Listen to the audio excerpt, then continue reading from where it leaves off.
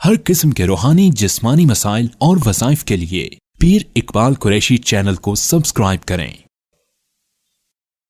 الحمدللہ وکفا وسلام علی عبادہ الذین اصطفى خصوصا علی سید الرسل وخاتم الانبیاء وعلی آلہ واصحابہ نجوم الہدى اما بعد فاعوذ باللہ من الشیطان الرجیم بسم اللہ الرحمن الرحیم وما خلقت الجن والانس الا لیعبدون صدق اللہ العظیم۔ آج یہ حفظ قرآن کی تکمیل کی بابرکت محفل ہے جو حافظ روحان ظہیر قریشی حفظ قرآن کی تکمیل کر کے اللہ رب العزت کے قرآن پاک کا حافظ بن گیا۔ برادر صغیر ظہیر قریشی صاحب کا وہ بیٹا ہے۔ ہمارے خاندان کے اندر اللہ رب العزت نے ایک اور شرف عطا فرمایا کہ قرآن پاک کی وہ دولت جس کو قرآن پاک نے اللہ نے یہ کہہ کر قرآن پاک کے تعارف ہمیں کرایا، انا نحن نزلنا الذکر وانا لہ لحافظون، کہ یہ قرآن ہم نے اتارا ہے۔ اللہ اپنی ذات کی طرف قرآن پاک کی نسبت کرتا ہے کہ یہ قرآن اللہ نے اتارا، اور اللہ فرماتا ہے میں خود اس کی حفاظت کی ذمہ داری لیتا ہوں۔ اللہ نے تورات کی ذمہ داری نہیں لی، انجیل کی ذمہ داری نہیں لی، زبور کی ذمہ داری نہیں لی۔ اللہ نے صرف قرآن پاک کی ذمہ داری کیوں لی کہ یہ اللہ کی کتاب نہیں ہے، یہ خالی اللہ کی کتاب نہیں ہے، یہ خالی آسمان سے اترا ہوا اللہ کا پیغام نہیں ہے، بلکہ یہ اللہ کا کلام ہے جو اللہ کی قدرت والی زبان سے صادر ہوا ہے۔ اللہ اس کے متعلق کہتے ہیں قیامت کی صبح تک اس کی حفاظت کی ذمہ میرے پاس ہے، میں خود اس کی حفاظت کروں گا۔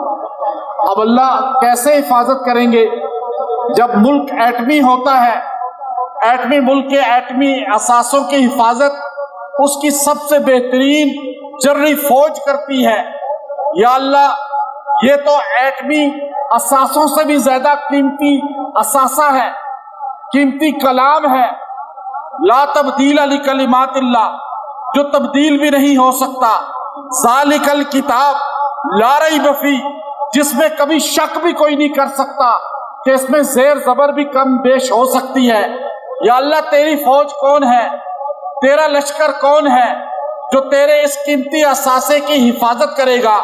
تو اللہ تعالیٰ کی ذات نے فرمایا الا ان حزب اللہ، میرا لشکر وہ ہے ہم المفلحون، جو ہمیشہ کامیاب رہتا ہے۔ تو یا اللہ وہ لشکر ہے کون سا؟ اللہ نے فرمایا دنیا کے اثاثوں کے لیے بڑی بڑی فوجیں ہوتی ہیں، لیکن میرا قیمتی کلام ہے، اس کی حفاظت کے لیے میں نے بڑی فوج نہیں بلکہ 8 سال 6 سال کے بچوں کو بھی اپنا لشکر بنا لیا ہے۔ یہ 8-9 سال کا بچہ روحان حافظ بنا، یہ 10 سال کا بچہ بھی اللہ کا فوجی ہے، اللہ کے حزب ہے۔ 90 سال کا بوڑھا حفظ کر لے، وہ اللہ کا حزب ہے۔ اللہ اپنے قرآن کی حفاظت ان کے ذریعے کرا رہا ہے۔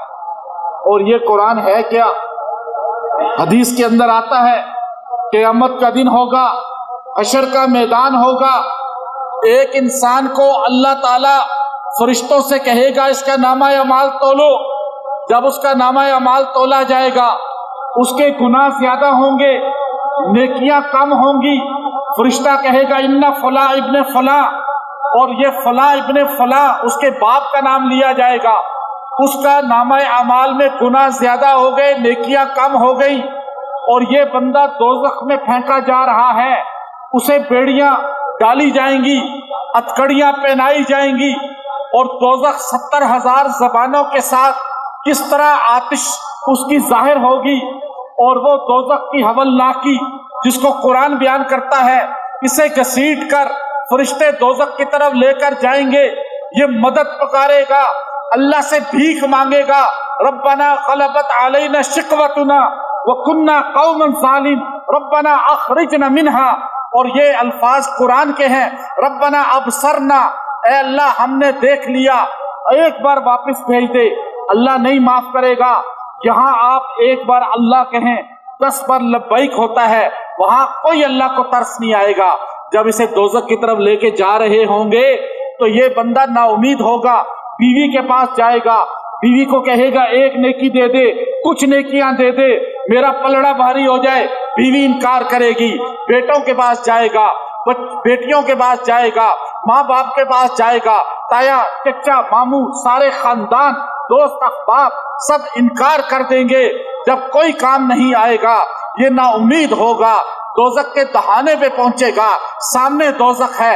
हदीस के अल्फाज हैं, सरकार मदीना फरमाते हैं जब ये दोज़ख की तरफ धकेला जा रहा होगा, एक खूबसूरत इंसान सफेद कपड़े पहने हुए हसीन चेहरे के साथ एकदम नमूदार होगा, फरिश्तों से कहेगा छोड़ो इसको, मैं अभी अल्लाह से इसकी सिफारिश करता हूँ, अल्लाह मेरी बात नहीं टालेगा। इसका हाथ पकड़ेगा, हथकड़ियाँ खोलेगा, बेड़ियाँ हटाएगा, अल्लाह के अर्श के पास ले जाएगा, अल्लाह के अर्श के पास खड़ा होकर कहेगा अल्लाह इसे माफ कर दे, बख्श दे, मैं शफात करता हूँ, सिफारिश करता हूँ। अल्लाह कहेगा फैसला हो चुका है, इसे फेंकने दो दोज़ख में फरिश्तों को। वो कहेगा अल्लाह इसे माफ कर दे, मैं जो आया हूँ। यहाँ तक के हदीस कहती है वो अल्लाह से बहस करना शुरू हो जाएगा, तकरार करना शुरू हो जाएगा। आखिर अल्लाह से गुस्से में कहेगा अल्लाह या मेरा इनकार कर दे या इसे मेरा इनकार करके दोज़ख में फेंक दे, तेरा मेरा ताल्लुक खत्म हो जाएगा, तू मेरा इनकार कर दे। अल्लाह कहेगा तेरा इनकार नहीं कर सकता, जा तेरी बात कबूल करता हूँ, तेरी सिफारिश कबूल करता हूँ, इसे जन्नत में ले जा, जन्नत में दाखिल कर दे। जब इसका हाथ पकड़कर वो सफेद लिबास वाला हसीन चेहरे वाला जन्नत के दरवाजे पे लेके जाएगा, इसे वो दोज़ख याद आएगी, हैरान होगा कि ये कौन है अल्लाह का वली, कौन है अल्लाह का बंदा जिसने इतना बड़ा ताउन किया। माँ काम नहीं आई, बाप काम नहीं आया, बहन भाई बच्चे कोई खानदान काम नहीं आया। आखिर उससे पूछेगा जन्नत का दरवाजा तो खुल चुका है, मरहबा मरहबा की सदा है, अल्लाह के वली अपना नाम तो बता दे, मेरा मोहसिन तू कौन है। तो वो एकदम कहेगा तूने मुझे पहचाना नहीं, मैं वो अल्लाह का कुरान हूँ जिसे तू दुनिया में पढ़ा करता था, कभी रात के लम्हों में, कभी तहज्जुद के वक़्त में, कभी सफर में गाड़ी में खोल लेता था, कभी तू इसको हवाई जहाज में पढ़ता था, कभी सर्दी में पढ़ता था, कभी गर्मी में पढ़ता था, कभी खुशी में पढ़ता था, कभी परेशानी में पढ़ता था। तूने मुझे दुनिया में नहीं भुलाया, मैं तुझे हशर में कैसे भुला दूं। ये कुरान इन सारों को लेके जाएगा। मौलाना शबीर अहमद साहब दामत बरकातुहुल आलिया जो इकरा रौज़तुल अत्फाल, मौलाना जमील अहमद थानवी रहमतुल्लाह अलैह बनौरी टाउन की, ये पूरी दुनिया के अंदर बनौरी टाउन के फ्यूज़ात हैं। और हज़रत थानवी रहमतुल्लाह अलैह जो जमील अहमद थानवी रहमतुल्लाह अलैह ने ये इकरा की ब्रांच का आगाज किया। मौलाना शबीर अहमद साहब बड़ी शख्सियत हैं, पूरे मुल्क में दौरे करते हैं। और जनाब कारी अतीकुर रहमान साहब जो इस पूरे निज़ाम को पिंडी में चला रहे हैं बेहतरीन अंदाज से, और उनके साथ अंदरून पंजाब के जनाब कारी अजहर साहब तशरीफ लाए हैं और ये इंचार्ज हैं। मैं इनको मुबारकबाद पेश करता हूँ। जनाब कारी लुकमान साहब जो बच्चे रूहान के उस्ताद हैं, और कारी लुकमान साहब तो ज़्यादा मुबारकबाद के मुस्तहिक हैं कि इन्होंने बच्चे को अलिफ से यहाँ तक और पूरे कुरान पाक का हिफ्ज़ कराया। और कारी अबैदुल्ला साहब भी तशरीफ़ फरमा है। तो ये वो लोग हैं जो रात दिन कुरान पढ़ने वाले हैं, कुरान पढ़ाने वाले हैं। तो अल्लाह ताला इनकी ज़िंदगी में बरकत अता फरमाए। और बनौरी टाउन की ये एक किस्म की एक सदका जारिया की एक छोटी सी शाख है। ये हमारे घराने में अल्लाह ने हाफिज पैदा कर दिए, पूरा घराना हाफिज होता चला जा रहा है। मेरे तीनों बच्चों ने इसी इकरा रौज़तुल अत्फाल रावलपिंडी से हिफ्ज़ किया, इसी ब्रांच से, जाफर तैयार ब्रांच से। और जो है अब मेरे भतीजे भतीजियाँ और वो सारे भांजा सारे इसी में हिफ्ज़ कर रहे हैं। और मैं दुनिया में जाता हूँ, पूरी दुनिया में। अभी मैं सलाला में हज़रत यूसुफ अलैहिस्सलातु वस्सलाम जिस कुएं के अंदर फेंके गए, मैं कुरान पाक پہ ریسرچ کرتا ہوں جا کر کہ قرآنی الفاظ آیات جہاں جہاں اتری ہیں. میں ایک آخری بات بتا دوں کہ اور وظیفہ بھی ساتھ دوں گا آپ کو ایسا کہ میں سلالہ میں گیا جو یمن کا پرانا علاقہ تھا.